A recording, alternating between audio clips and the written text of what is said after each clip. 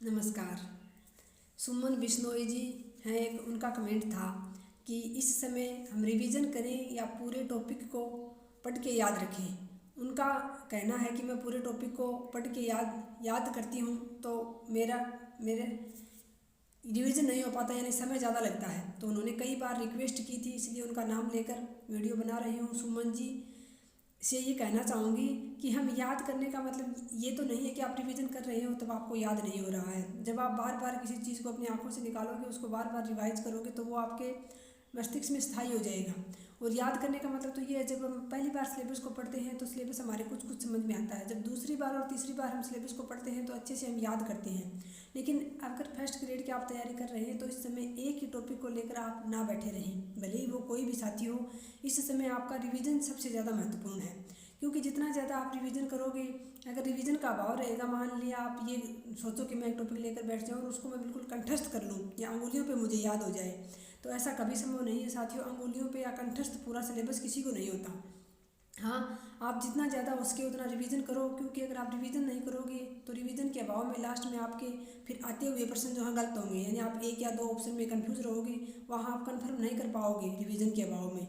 और वहाँ फिर आपके वही गलती हो जाएगी जो हर बार बहुत सारे अभ्यर्थियों की होती है कि हमारे बहुत सारे प्रश्न एक कंफ्यूज हो गए हम एक या दो ऑप्शन में। तो इसलिए रिवीजन बहुत ज़्यादा ज़रूरी है साथियों। रिवीजन के बिना आप कितनी भी अच्छे से कंठस्थ कर लो एक एक टॉपिक को, कोई 5 या 7 या 10 टॉपिक तो है नहीं जो आप कंठस्थ कर लोगे उनको। सिलेबस बहुत बड़ा है, तो बहुत इतना बड़ा सिलेबस कभी भी कंठस्थ नहीं होगा आपके।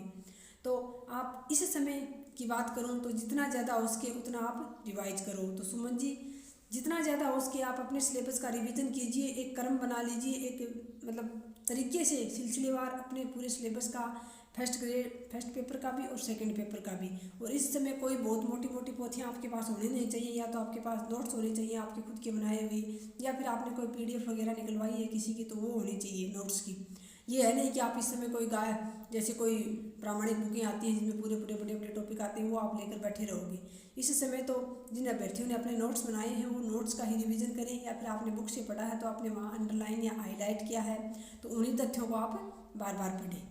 तो इस खासतौर से फर्स्ट ग्रेड के लिए इस समय रिवीजन बहुत ज़्यादा ज़रूरी है। जितना ज़्यादा आप रिवीजन करोगे उतना ही आप अपनी मंजिल के करीब जाओगे।